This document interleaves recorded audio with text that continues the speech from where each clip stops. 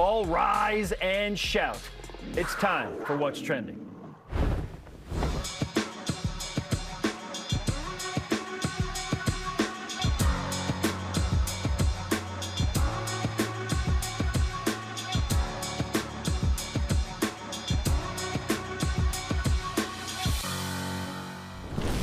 Give me some dramatic music, because BYU's headed into a dramatic offseason as they transition into the Big 12, which, oh, by the way, just placed 70% of this year's teams in the NCAA tournament, all as single-digit seeds. Not bad. And it's only going to get more difficult with the addition of #1 seed Houston. Well, there's a couple, non-NCAA tournament teams entering the league. To make things feel better? Yeah, okay. A couple wins. Okay. Yeah.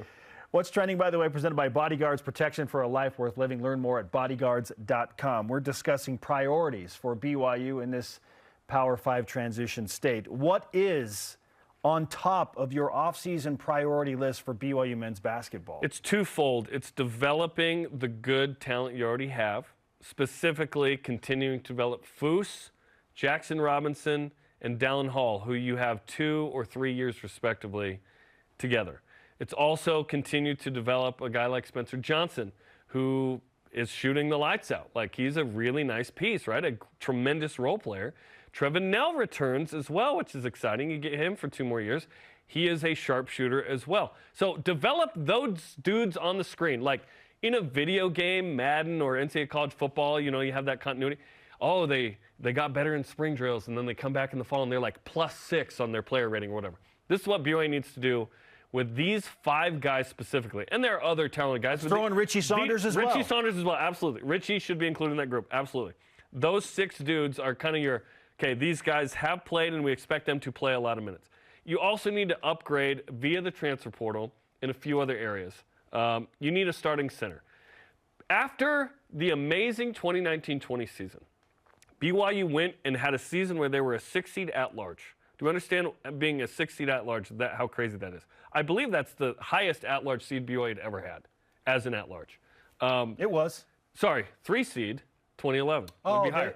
But that's right, they were an at large. But because BYU doesn't win conference tournaments, like every year's at large. One day. Matt Harms comes in and changes he makes it so BYU keeps that train going. Brandon Averett as well. Oklahoma State, UVU, boom, point guard. Those 2 additions made it so you maintained what you did the year before. In fact, I would argue that team at the end, when all was said and done, they went into the tourney ranked and roaring, and they were on par, or maybe a little bit. I don't know. 1920 was pretty special. You also need a point guard. Now, wait, isn't Dallin Hall the point guard? You need a second point guard or another combo guard that can come in. You need a guy essentially to replace Rudy Williams. And then I would still love, despite the fact that there are a bunch of these kind of guys already on the roster, a dynamic wing that could be a 15-a-game guy. I wouldn't mind that, because I don't want to ask sophomores to be amazing quite yet. I do expect juniors and seniors to be ballers. Freshman and sophomore, you are typically a role player. Even Alex Barcelo coming in as a junior, we weren't like, you need to average 15 a game. It was, you're the 4th piece on this team. Next year, you're the guy when you're a senior. So that's what I would like to see specifically, the development of those 6 guys identified, and perhaps there's others. Maybe Jake Wallin comes off a mission and he's amazing. He's the one addition. Maybe so. He's no high school signees, but one off a mission in Jake Wallin. Center, point guard, wing. Basically touch every spot. Foose needs to play the 4. He cannot play the 5 in the Big 12. Here's the good news for BYU. You're going to be able to stretch defenses a little bit more, you would think, with a healthy Trevin Knell back. Sure. If you add him to what Spencer Johnson did this season, who shot 46% from the three-point line. I'd take 40 from Spence next year. 46% is red hot. I don't think he attempted enough to qualify in some NCAA metrics, though. Probably not. But still, whatever. He was really, really good. Trevin Knell believes that he's the best shooter on the team. He believes that he's a better shooter than Spencer Johnson. Yeah. Straight up. It's a fun competition. It's a fun conversation and fun competition. Yeah, that's great.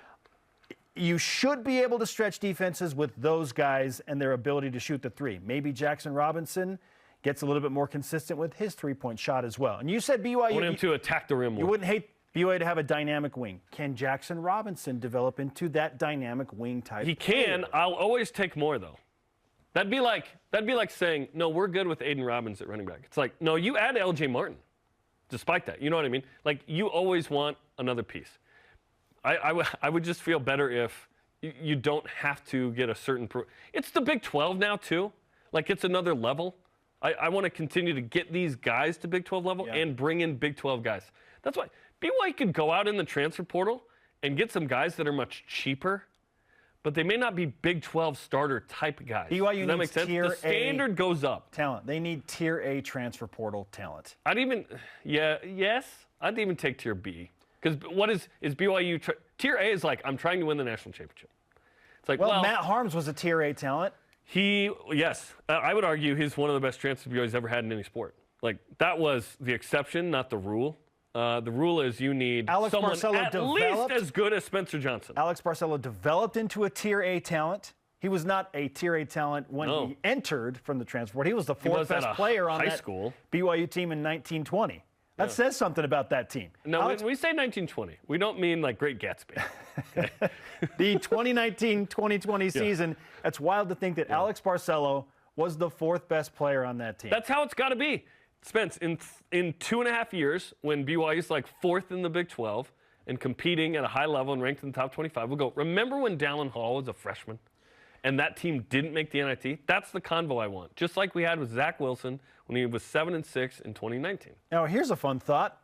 In 18-19, okay? So the 18-19 season for BYU, Cougars did not make the NIT. It was Dave Rosen's final season.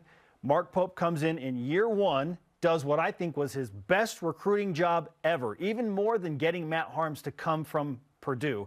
He convinced Yoli Childs to come back, got Jake Toulson, TJ Haas, brought in Alex Barcelo, had Zach Sellius there, and voila, BYU had this incredible core of experience and leadership. There are a couple of things that BYU has significantly lacked in over the past season: experience and leadership.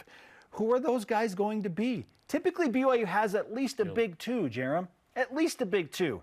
They're the best when they have a big three, but they've had at least a big two. Who were the big two for BYU basketball last season? No one was big. It changed every game. No one's big if you don't average over 12 points a game. You know what I mean? Like, you need dudes that are 14 plus and sometimes going for high 20s. Yes. Like Foose can be that. Exactly. He can be Dallin one. Can be that. Foose is Jackson going to be one. Can be that. Like Spencer Johnson, I want BYU to be so good that Spencer Johnson is the fourth or fifth best player on the team. That's where I want. And Trevin Nell's in that same category. Yes. I want BYU to be so talented that Alex Barcelo was the fourth best on that 1920 team. Okay. That idea is ideal. You need to. I said this during the season. I'll say it again. I think BYU is 2.5 players away from the NCAA tournament, and maybe it has to be the transfer portal there, or Jackson Robinson goes from like 8 a game guy to 14 a game guy. And Spencer Johnson bumps up, Foose bumps up. You bring in a center, you bring in another point guard. Now, like I just don't like the idea that this past season, there were 2 issues walking in mid-season where we go. Before the season, we knew that the post situation was going to be trouble. You only had 2, period, and those guys were young, and they're working hard. They're playing well. Atiki played really well in the WCC tournament. Foose had a really nice sophomore season again. But it's hard to ask them to be something amazing as freshmen and sophomores, right? With just 2 of them. You get in foul trouble, you're in trouble. You got to go small. The other thing was that you are starting a freshman off a mission. Physically, that's just hard. I think Dallin Hall did really well. I think he had an outstanding freshman season. Made the 2 game winners early against Missouri State and Creighton. Really showed up against St. Mary's at home. Carried BYU for like half the points almost. Dallin Hall was incredible in the second half against St. Mary's in the postseason. But I don't want to rely on a return missionary as a freshman. He needs 1.5 years before that body gets back to where it was before. And Dallin notably didn't get hurt. Went through a little January slump, as I mentioned, probably would happen with all return missionaries. But the consistency, hopefully he dials that in 1 year off a mission. When you don't have to use that guy right off a mission, now you're good. He's a sophomore. He certainly could be the starter. But I wouldn't mind if BYU brought in a guy that was better than what Rudy Williams was. And Rudy, at times, was incredible, right? Like, really helped BYU win the Creighton game, the Utah game, the San Francisco game. He was tremendous at times. Just a little more consistency at that position would be great. Top of the priority list, yes, size, but that factors into the experience, leadership, the big two. If I had to put at number one, BYU needs a big two. I feel like they have half of that in Foose. I feel like he will develop into being a big player for BYU as a junior. He'll take a step. It's going to get better. Like, he should average 14 points a game next year, and he's a double-double guy. Like, he could be a consistent double-double machine for BYU. Who's going to be the second player in the Big Two?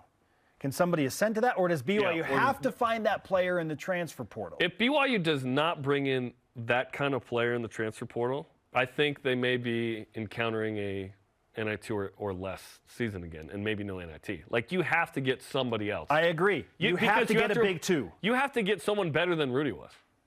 You have to find a ball-dominant combo guard that excels coming off a high ball screen and can knock down shots consistently and thus demand more defensive pressure so that when you take his shot away, he opens up Spencer Johnson and Trevin Knell and Richie Saunders and Foose for an easy two. You need Antoine Davis. Okay? You need that type of player, the guy that's probably going to break Pete Maravich's scoring record at Detroit Mercy. Yeah, well, it came up short. Does he have another year? I don't know. Is he playing in the CIT or the CBI? I don't. Did they go to a postseason tournament? I honestly have no idea. These are not things I pay attention to. Okay, find me a Big Two, Jarom. And then got to bring one in. Maybe two. Then come more wins. If you want to make the tourney, you need two of those dudes. Just give me at least one.